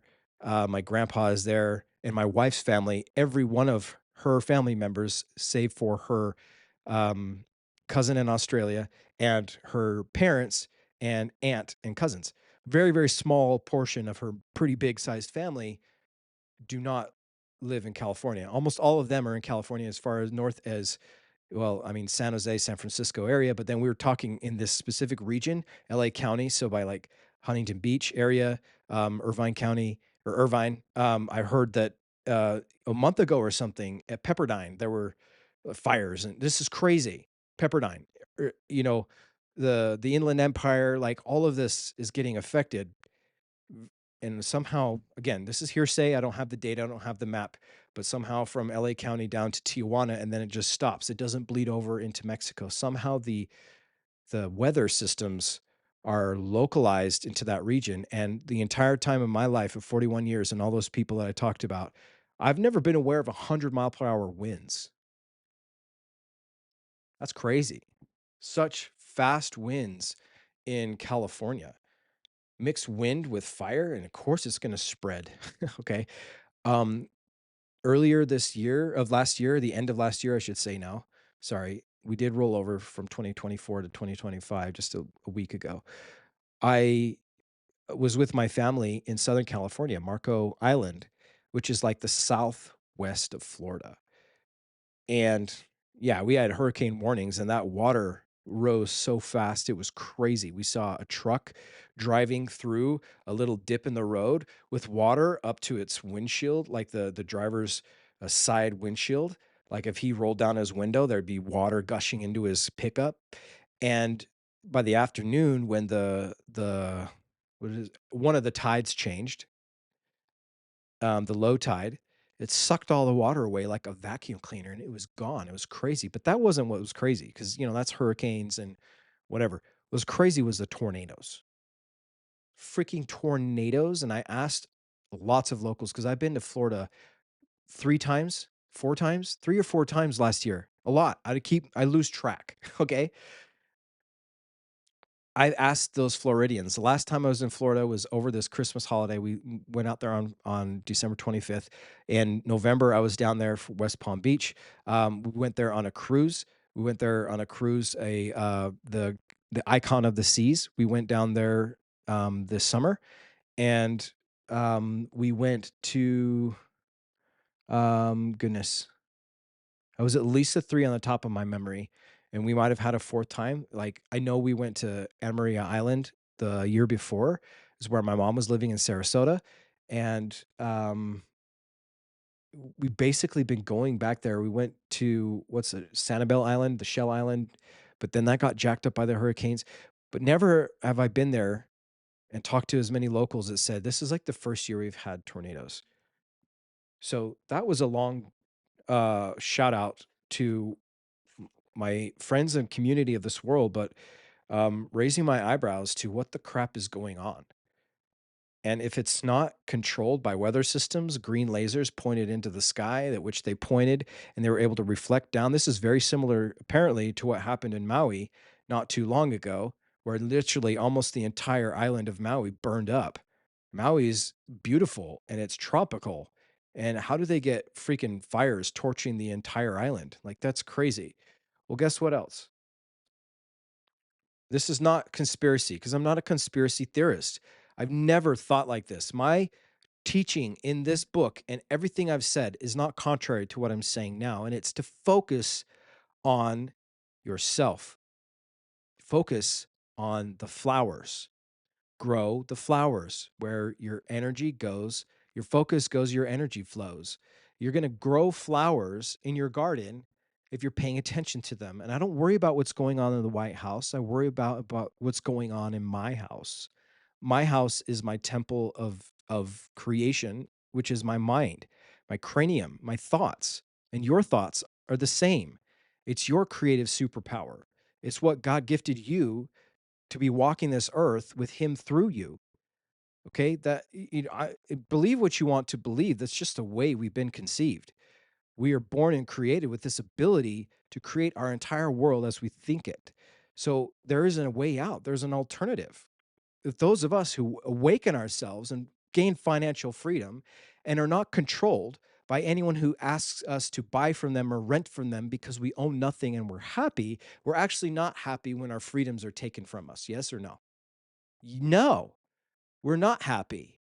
I'm not saying that renting a home is a bad thing. This will become a renter's market. I do believe Grant Cardone has been saying this, and I believe I adopt that way of thinking because, yes, just look at Singapore, look at the UK, look at parts of Australia, look at other populated places of the planet, of the earth, of the world, and especially with the economy, since COVID went, and real estate has just gone through the roof, and our inflation has gone through the roof, and job incomes are not going through the roof; they're remaining flat or even going down. And all this stuff is stacking up to this will be no longer the white picket fence. I'm going to go ahead and get a mortgage, and I'm going to go ahead and have the American dream. The American dream will now be what the baby boomers and the millennials or younger are both saying. I don't want to rent. I don't want to own. I want to rent. I want to have freedom, flexibility, and I don't want to be locked down to any home repairs or any of this junk. I want the landlord to take care of it. And that's perfectly acceptable and fine. And that's what I would have done if I was much earlier and younger in life and didn't get into my death grip mortgage. But I'm grateful for it, and I'm not discrediting my experience.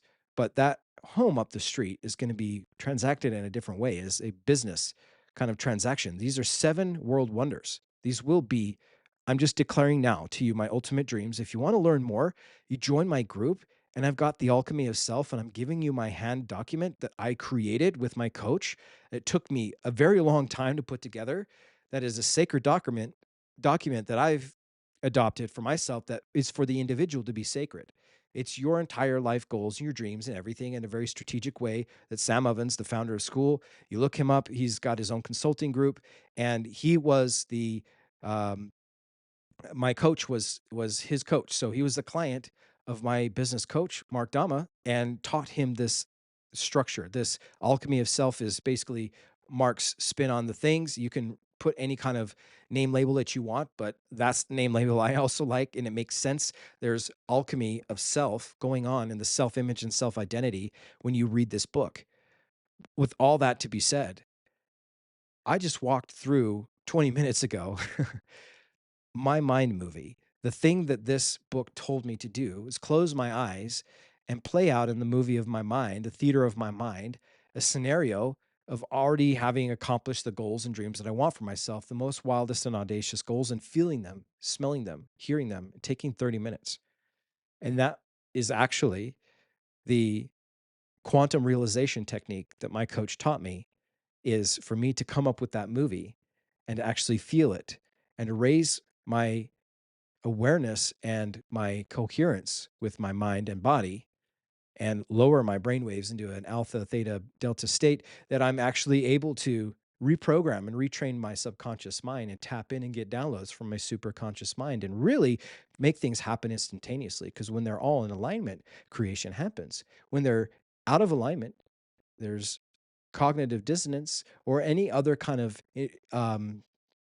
frequency that's inferior to coherence. It delays the creative effects. It delays the creation time.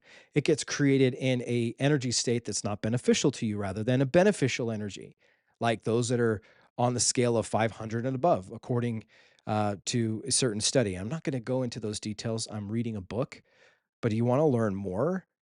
We can talk about these topics in detail. These are just coming to mind as I'm reading this book. And again, let me know if you are finding value for this. I've been asking a lot of you, and I appreciate your support and feedback. You never really know if what you're saying is going to hit or just fly over someone's head and tell you to get moving. But this book has taken me at least one read through, if not two reads through, for me to really even grasp what the heck it's saying. And now it's all beaten up. This book's all beaten up. You see, I can't sell this book. This is the most beautiful book that I've ever put my hands on as far as the make and build. But 8 years in, we're now reading it, and I have something valuable to say because it's finally sunken in this thick, dense skull of mine. It might take multiple repetitions for me to get it and figure it out. So if I still screw it up, or if I'm going too far on tangents, you can hit fast forward and rewind. But this, my friends, will, by guarantee of the laws of physics and nature, change your life. It will change your life. You read this book, you listen to me, and you apply the principles.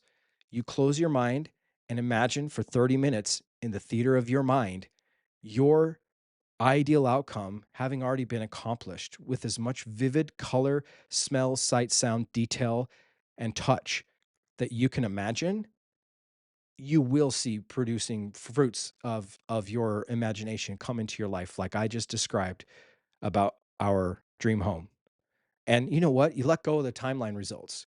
Yeah, I have a goal. I have a desire. Like I have some big opportunities to make this year and to be able to acquire that home this year. I've got it all planned out. But I remodeled our backyard last year and I'm getting this arcade machine coming in and I just redid my theater room. When everything's done and I'll put together with like some lipstick, and I'm really just smack the butt of the pig and say, go off to the county fair now. I'll take some videos and lifestyle stuff and I'll just show you. Maybe take a look at my house, whatevs. Don't really care.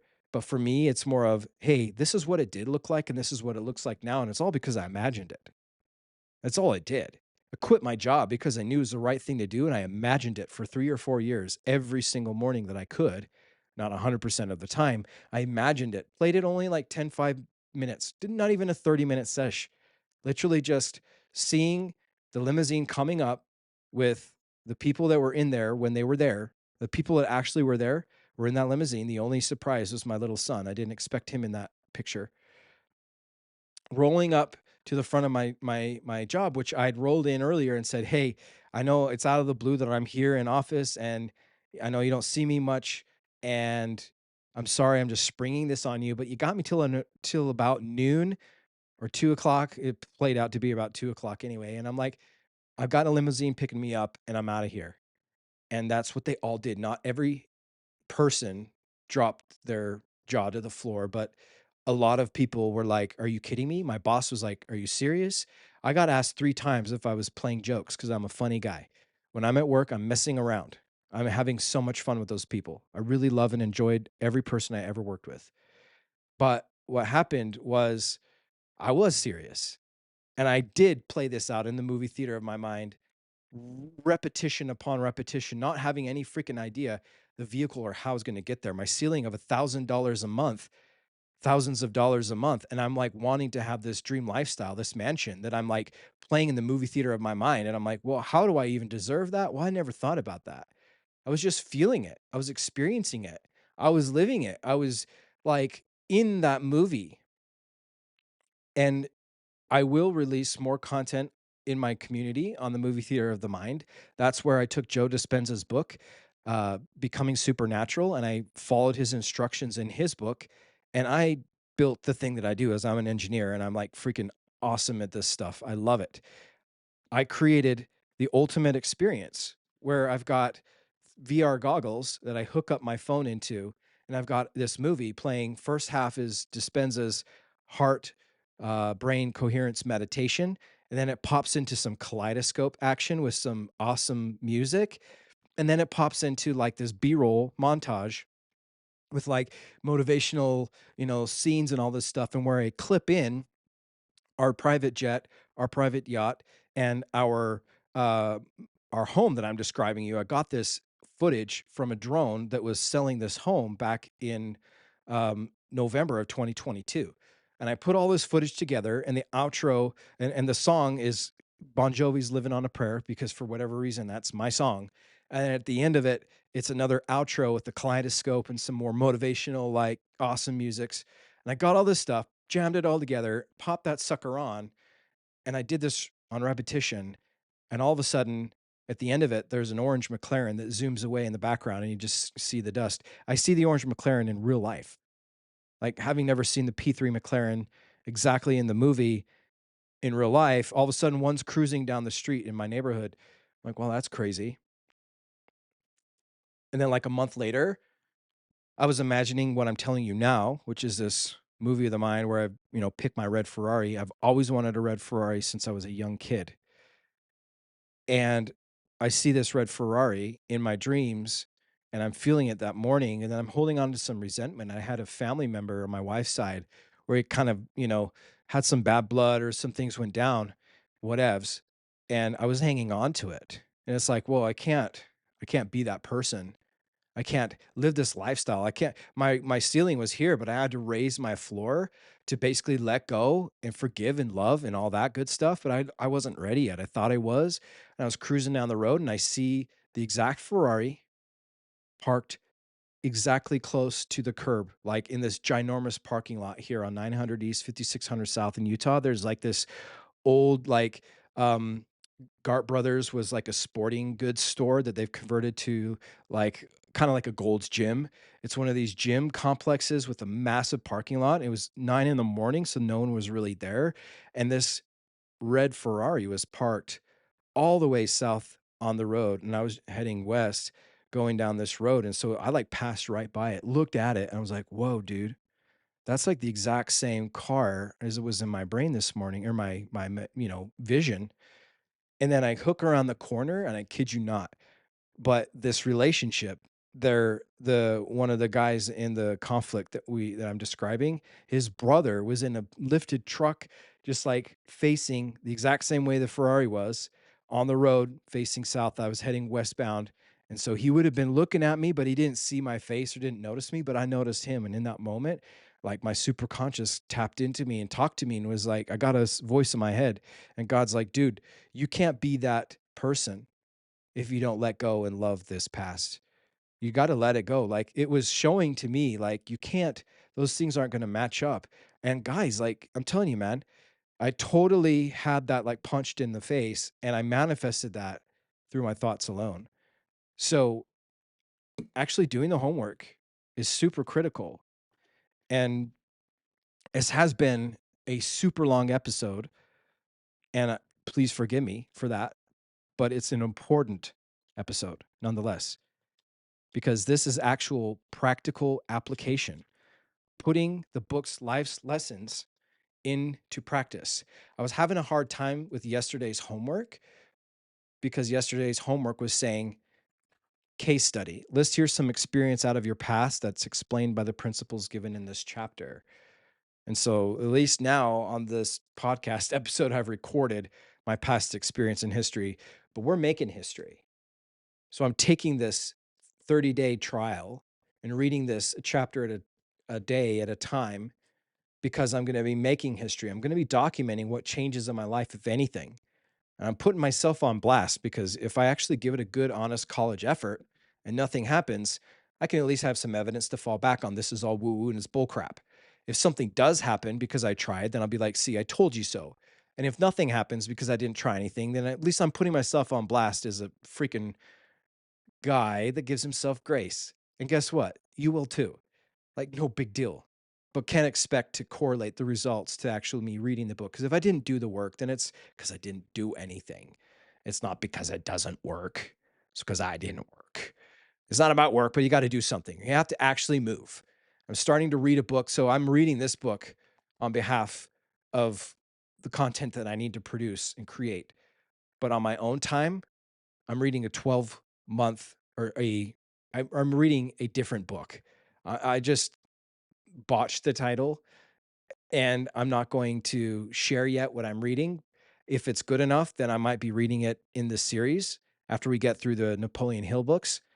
Um, but the reality is that stuff's changing and it's all about us actually moving. In that book, it talks about you can know a bunch of stuff.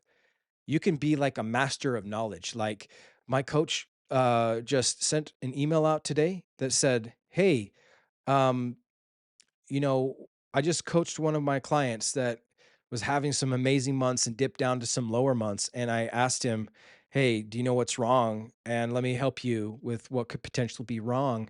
And the guy said, yeah, I totally already knew 90% of everything you just said. My coach says, yeah, the problem is it's not about knowing the things, it's about doing stuff. It's about taking action. If we break it down, you just didn't take action because you're super overloaded with your life. You're not just building a million a month business, but you've got family commitments, you've got employees, you've got other outside commitments that you're spreading yourself too thin, but it's action, it's execution. If you're not executing, you're not actually applying any of this stuff, and it's not going to work. But guess what? Your listening is application. Give yourself credit that you're listening to my voice right now. You're getting benefit. It's an energy transfer thing. It's not woo woo. This is physics. Okay. If you're listening to my voice, sound waves are going in the device that you're listening and going and hitting your eardrum. And that signal is sending something to your brain and you're getting images in your brain. You're flashing vivid images in your brain while I talk and I give you story. And the more stories that I can tell you, the more uh, images are going to be going on in your brain. And that's all through an energy transfer. That's all it is. You boil it down, and it's just waves of energy, all of it. So take those waves of energy and convert them into something that you want in your life. The person with the inferiority complex invariably compounds the error by striving for superiority. His feelings spring from the false premise that he's inferior. From this false premise, a whole structure of logical thought and feeling is built. If he feels bad because he's inferior, the cure is to make himself as good as everyone else. But the way to feel really good is actually to make himself superior. This striving for superiority, well, it gets him into more trouble. It causes more frustration, and it sometimes brings about a neurosis where none existed before.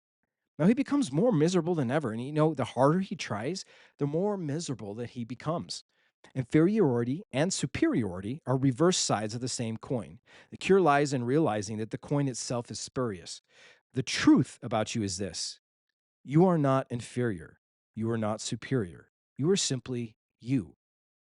You, as personality, are not in competition with any other personality simply because there's not another person on the face of the earth like you or in a particular class.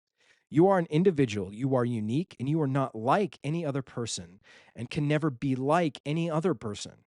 You're not supposed to be like any other person. You're not even another person supposed to be like you. Now, guys, I know I read that before, but I had to read it again. God didn't create a standard person and in some way label that person by saying, this is it. He made every human being individual and unique, just as he made every snowflake individual and unique. Here's where we left off. God created short people and tall people, large people and small people, skinny people and fat people, black, yellow, red, and white people, and he never indicated that any preference that he had for any one size, shape, or color. Abraham Lincoln once said, God must have loved the common people, for he made so many of them. Ha ha. He was wrong, but there is no common man, no standardized common pattern. He would have been nearer the truth had he said, God must have loved uncommon people because he made so many of them. That's more accurate. An inferiority complex and its accompanying deterioration in performance can be made in order in the physiological or psychological laboratory. Why is that? Because all you need to do is set up a norm or an average and convince your subject that he doesn't measure up. A psychologist wanted to find out how feelings of inferiority affected ability to solve problems, and he gave his students a set of routine tests. But then he solemnly announced that the average person could complete the test in about one-fifth the time that it would really take. When in the course of the test, a bell would ring, indicating the average man's time was up. Some of the brightest subjects became very jittery and incompetent indeed, thinking themselves to be morons like, what the heck? A book taken from What's on Your Mind, Science Digest, February 1952. Stop measuring yourself against their standards. You are not them, and you can never measure up. Neither can they measure up to yours, nor should they be. Once you see this simple, rather self evident truth, accept it and believe it, and your inferior feelings will vanish.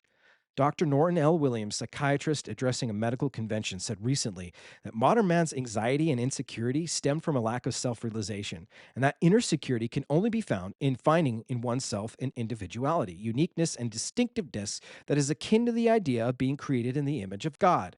He also said that the self realization is gained by a simple belief in one's own uniqueness as a human being, a sense of deep and wide awareness in all people and all things, and a feeling of constructive influencing of others through one's own personality. How to use relaxation to de-hypnotize yourself. Physical relaxation plays a key role in the dehypnotization process. Our currently held beliefs, whether good or bad, true or false, were formed without effort, with no sense of strain, or without the exercise of willpower. Our habits, whether good or bad, were formed in the same way, and it follows that we must employ the same process in forming new beliefs or habits that is in a relaxed condition. It's been amply demonstrated that attempting to use effort or willpower to change beliefs or to cure bad habits had an adverse rather than a beneficial effect. Emile Coué, the little French pharmacist who astonished the world around 1920 when the results he obtained with the power of suggestion, he insisted that the effort of the one big reason that most people fail to utilize their inner powers was your suggestions, ideal goals. They must be made without effort if they are to be effective. He said, And another famous Cuvier saying his law of reversed effort: when the will and the imagination are in conflict, the imagination invariably wins the day. The late Dr. Knight Dunlap made a lifelong study of habits and learning processes and perhaps performed the most experiments that he did along this line than any other psychologist. His methods succeeded in curing such habits as nail biting, thumb sucking, facial tics, and more serious habits where other methods had previously failed. The very heart of his system was his finding that effort was the one big deterrent to either breaking a habit or learning a new one. Making an effort to refrain from the habit actually reinforced the habit, he found. His experiments proved that the best way to break a habit is to form a clear mental image of the desired end result and to practice without effort toward reaching that goal. Dunlap found that either positive practice, refraining from the habit, or negative practice, performing the habit consciously and voluntarily, would have beneficial effect provided the desired end result was kept constantly in mind. Start with the outcome or the end in mind and constantly keep it in mind. Your automatic guidance system, your subconscious, will get you there without any effort at all. Trust me. You'll take action and execute, which is effort, but it won't feel like effort. It'll feel effortless. If a response habit is to be learned or if a response pattern is to be made habitual, he said, it's essential that the learner shall have an idea of the response that is to be achieved or have an idea of the change in the environment that the response will produce. The important factor in learning, in short, is that the thought of the objective to be obtained either as a specific behavior pattern or as a result of the behavior together with a desire for the attainment of the object. And then there's a book that it was quoting from. In many cases, the mere relaxation of effort or too much conscious straining in itself is enough to eradicate the negative behavior pattern. Dr. James S. Green, founder of the National Hospital for Speech Disorders in New York City, had a motto: when they can relax, they can talk. Dr. Matthew N. Chappell was pointed out that often the effort or willpower used to fight against or resist worry is the very thing that perpetuates worry and keeps it going. Physical relaxation, when practiced daily, well, it brings about an accompanying mental relaxation and a relaxed attitude, which enables us to better consciously control our automatic mechanism. Physical relaxation also in itself has a powerful influence in dehypnotizing us from negative attitudes and reaction patterns. How to use mental pictures to relax. Here's our practice exercise for the day. Be practiced for at least 30 minutes daily. Now, we'll see, we'll just replace the one from yesterday with this one. Seat yourself comfortably in an easy chair or lie down on your back. Consciously let go. The various muscle groups, let them go as much as possible without making too much of an effort. Just constantly and consciously pay attention to the various parts of your body and just let go a little. You'll find that you can always voluntarily relax to a certain degree. You can stop frowning and let your forehead relax. You can ease up a little on the tension in your jaws. You can let your hands, your arms, your shoulders, legs become a little more relaxed than they are right now. Spend about 5 minutes on this and then stop paying any attention to your muscles. This, this is as far as you're going to try to go by conscious control. From here on, you will relax more and more by using your creative mechanism to automatically bring about a relaxed condition. In short, you're going to use goal pictures held in imagination and let your automatic mechanism realize those goals for you. Mental picture number 1. In your mind's eye, see yourself lying, stretched out upon the bed. Form a picture of your legs as they would look if made of concrete. See yourself lying there with 2 very heavy concrete legs. Now see these legs as very heavy concrete legs sinking far down into the mattress from their sheer weight. Now picture your arms and hands as made of concrete.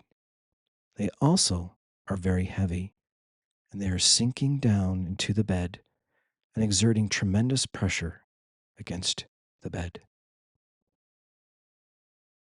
In your mind's eye, see a friend who's come into the room and attempts to lift your heavy concrete legs. He takes hold of your feet and he attempts to lift them, but they are too heavy for him. He cannot do it. Repeat this with your arms and your neck and your body. Mental picture number 2.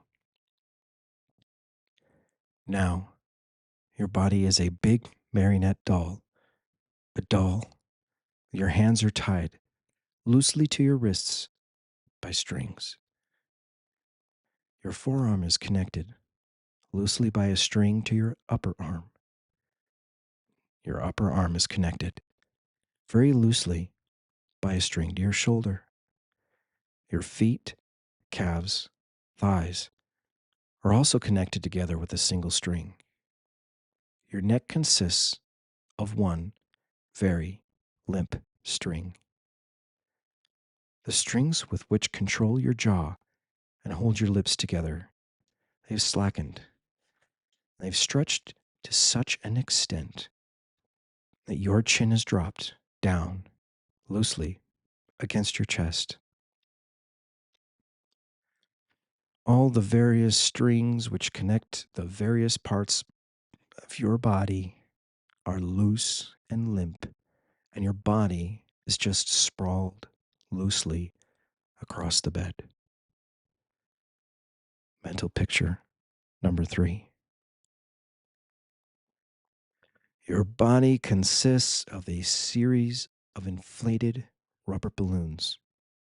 2 valves open in your feet, and the air begins to escape from your legs. Your legs begin to collapse and continue until they consist only of deflated rubber tubes lying flat against the bed. Next, a valve is opened in your chest, and as the air begins to escape, your entire trunk begins to collapse limply against the bed. Continue with arms, head, and neck.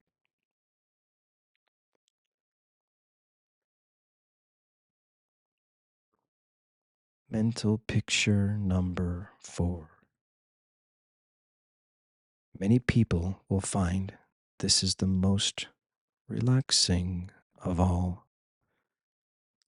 Just go back in memory to some relaxing and pleasant scene from your past. There's always some time in everyone's life when he felt relaxed, at ease, and at peace with the world. Pick out your own relaxing picture from your past and call up detailed memory images. Yours may be a peaceful scene at a mountain lake where you went fishing. If so, pay particular attention to the little incidental things in the environment. Remember the quiet ripples on the water. What sounds were present? Did you hear the quiet rustling of the leaves? Maybe you remember sitting perfectly relaxed and somewhat drowsy before an open fireplace long ago. Did the logs crackle and spark? What other sights and sounds were present? Maybe you choose to remember relaxing in the sun on a beach. How did the sand feel against your body?